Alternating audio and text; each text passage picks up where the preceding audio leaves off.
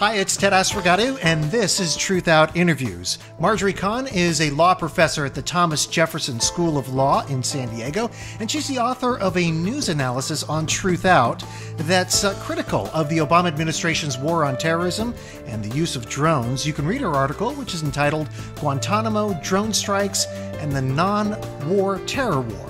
Obama Speaks. It's on Truthout, and she's my guest for this feature. Hello, Marjorie. Welcome to Truthout Interviews. Hi, Ted. I'm glad to be here. First off, force feeding. The force feeding of prisoners who are on a hunger strike at Guantanamo Bay in Cuba. Is this considered torture according to domestic and international law? Well, the United Nations Human Rights Commission in 2006 said that the Bush administration's violent force feeding of detainees at Guantanamo amounted to torture. And in fact, the Obama administration is continuing that policy by violently force-feeding the detainees. They strap them to a chair, they force a tube into their nose and down into their stomach, incredibly painful. They keep them in solitary confinement to make sure they don't vomit, and they punish them in other ways as well. So this, I believe, would amount to violent force feeding, and violent force feeding, according to the UN Human Rights Commission, does constitute torture. At a minimum, it would constitute cruel, inhuman, or degrading treatment. And both of those types of treatment violate a treaty the United States has ratified, which is called the Convention Against Torture and Other Cruel, Inhuman, or Degrading Treatment or Punishment. Now, when the United States ratifies a treaty, it becomes part of U.S. law under the Supremacy Clause of the Constitution. President Obama, in his speech on May 23rd, he had talked about, specifically about not torturing, that the United States does not torture people. And yet, here at Guantanamo Bay Prison, you have force feeding that is going on at a prison that is under U.S. control, and the President of the United States it's under his watch. So for him to say that in a speech and then have the facts say otherwise amounts to a lie. Well, I don't know that President Obama accepts the fact that violent force feeding constitutes torture. He has stopped a lot of the torture policies and that the Bush regime engaged in. But there is still treatment going on that might amount to torture. There's so much secrecy in the Obama administration, we don't really know. We know that Appendix M of the Army Field Manual is still on the books, which would allow things that amount to torture. He did not take that off the books. But the only thing he said about this force feeding, and we have more than about 102 to 103 men at Guantanamo who are being force fed who are on a hunger strike. And I believe about half of them are being force fed. I'm not sure exactly. It might be a little less than half. But the only mention that the president made of that force feeding was to ask, is this who we are as a country? And it was a rhetorical question, but I think that just by asking that question, he was really implicating himself in this policy, implicating himself in a policy that is cruel treatment. You know, you take the president to task about his use of just war theory in his speech, and this is in your article. Now, I think it'd be helpful for me and also for some of the viewers if you could explain just what just war theory is and why you say the president has misapplied its principles. Well, there is a concept in international law. It comes out of the protocol to the Geneva Conventions, and it's called proportionality. And that means that an attack cannot be excessive in relationship to the hoped for military advantage, military strategy, the military advantage, I guess you would say. But when you have drone strikes that kill so many civilians and so many people who are not the so-called targets of the drone strikes, then that would violate the concept of proportionality. According to we don't know exactly how many people have been killed because of the secrecy in the Obama administration, but let's take Senator Lindsey Graham's estimate of 4,700 people. Less than 2% of those people were high-level terrorist suspects. Only 4 of them were U.S. citizens. And so there is a real disconnect there and a violation of proportionality. Now, another concept of just war theory is the concept of last resort. And that means that the use of lethal force must be a last resort after all peaceful means have been explored. And yet the Obama administration, although he claimed in his speech to have a preference to capture rather than kill, only 1 person has been added to the rolls of Guantanamo detainees since Obama came into power. And most of the people are being killed, and many high-level government officials have verified this. Osama bin Laden is a perfect example.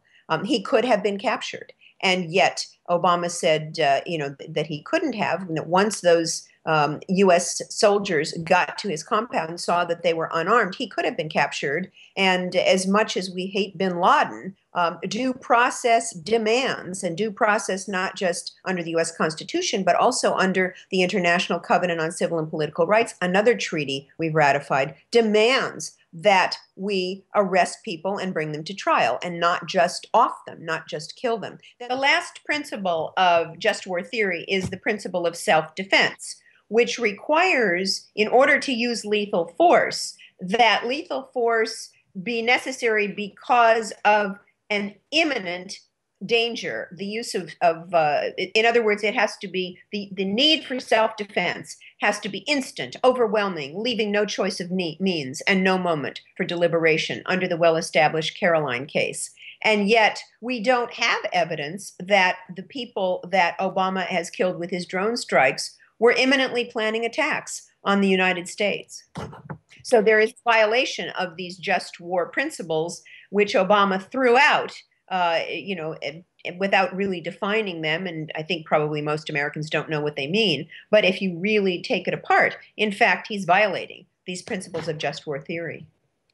I wonder why he brought them up, because in a way the war on terrorism doesn't fall neatly within the categories of just war theory, which is something that's actually a very old theory and was sort of revived during the Vietnam era. There were a number of political philosophers who had tried to apply our involvement in Vietnam, conflict in Vietnam, with just war theory. But it seems like with the war on terrorism, which in a way it was somewhat announced through Congress, or at least the bill was approved and then signed into law under George W. Bush to fight international terrorism. So there is in a way a declaration of war, but it's not official like, say, for example, with World War II or something like that. And I think we have at this point a kind of a conflict that is, as I said earlier, it doesn't fit neatly into that box of what war used to be, how states declare war against other states. This is a stateless entity, that is Al Qaeda and other international terrorist organizations, however they are defined.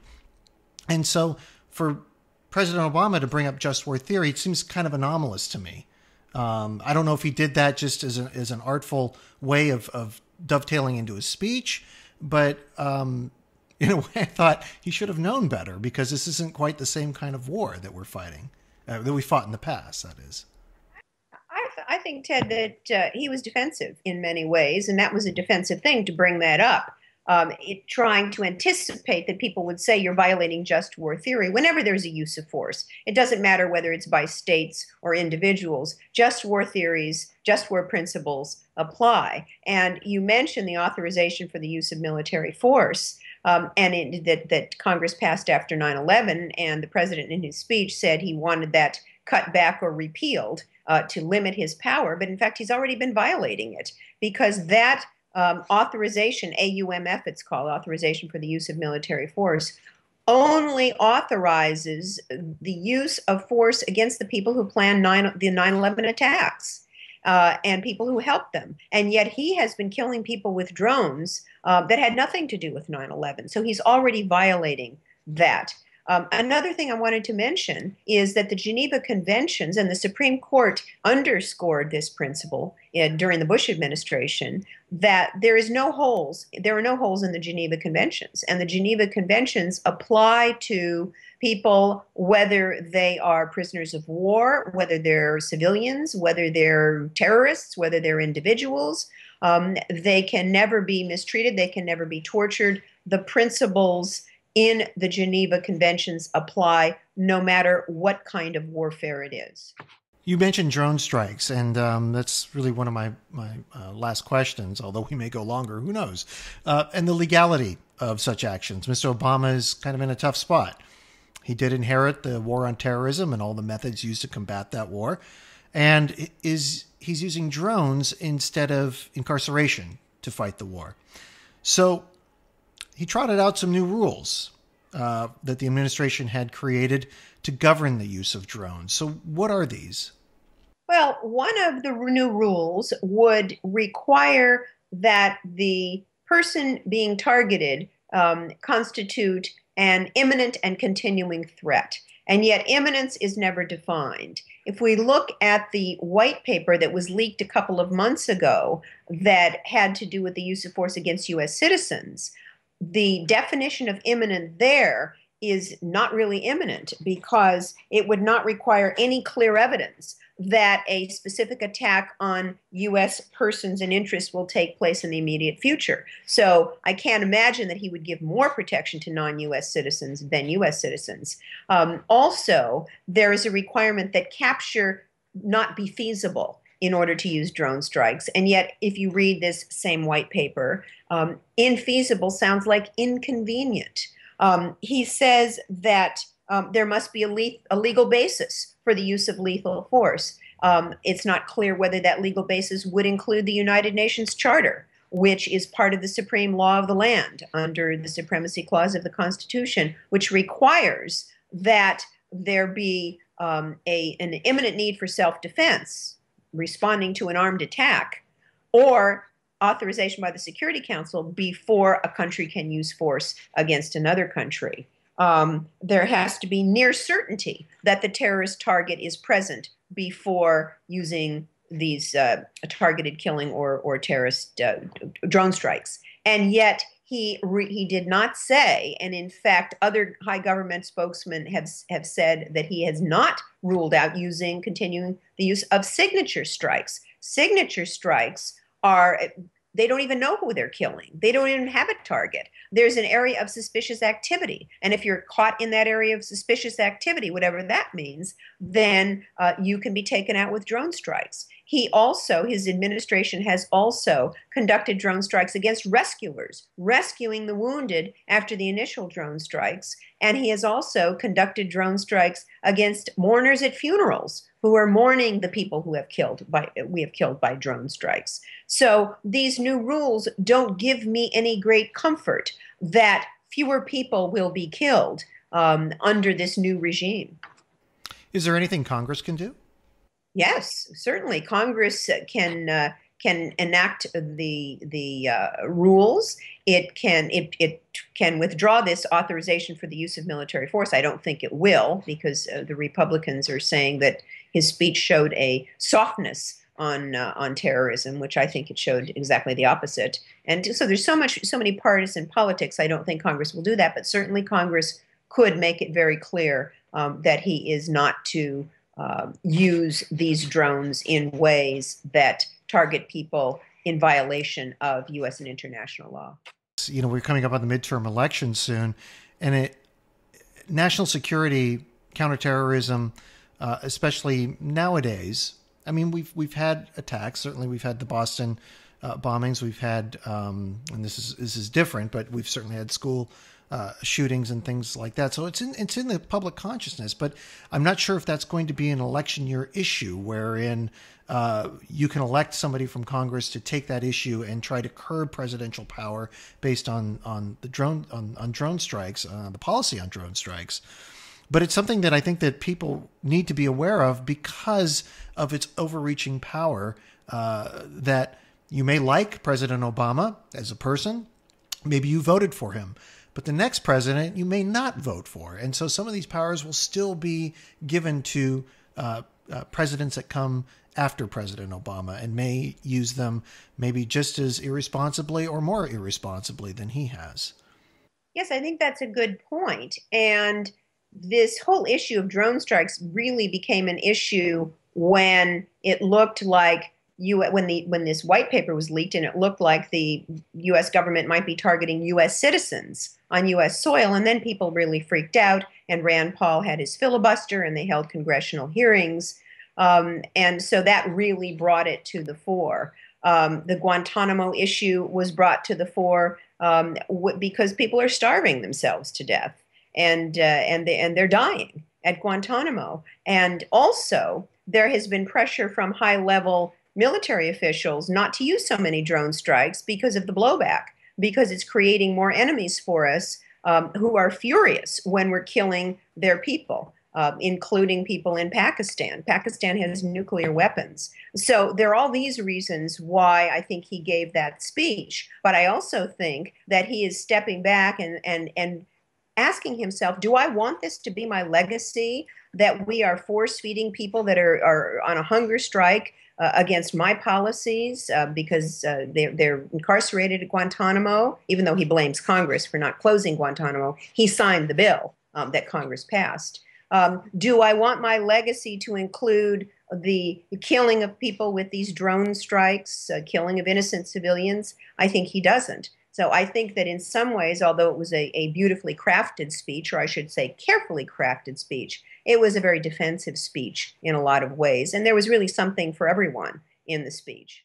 For those who did vote for President Obama and find this just disconcerting, if not shocking, that the administration would have this policy, they can certainly pressure him directly. You know, you can still write letters, you can still make phone calls, you can still send emails and take action in that way. And for all that we like to criticize our government for, a lot of times they do listen when you hear from a base or a large majority of people who are very passionate about this issue. And I often, when I do these interviews, we would do, mostly it's about highlighting political problems, but we rarely get to how to address them. And I've had friends that have worked in the government, worked for elected representatives in Congress, and they've told me repeatedly, they said, believe it or not, and they always say, write your Congress people. They do listen. They really do listen. He said, we have to keep a list, and we keep those emails and those letters, and we look and address these issues. And if there's significant pressure on Congress or an elected representative, they'll listen to the people. So let your voice be heard, as it were. I agree with you. That's the duty of a citizen in a democracy, is to make your voice heard and to tell your government officials when they are not when they're not acting in your name, when they're not acting properly and they're not acting legally. And I agree with you. Letters, phone calls, emails to Congress, to the White House, letters to the editor, op-eds, concerted activity, demonstrations, the more the better.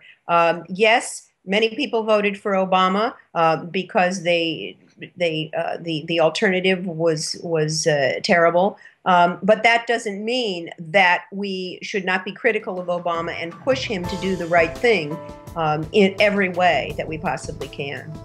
Agreed. Marjorie, I want to thank you so much for being on the program. Thank you, Ted. It's my pleasure. You can read Marjorie's article on Truthout, share it with your social networks, and also subscribe to Truthout Interviews. You can just click the link in the upper left-hand corner of your screen. Until next time, thanks for watching Truthout Interviews. I'm Ted Asregadoo.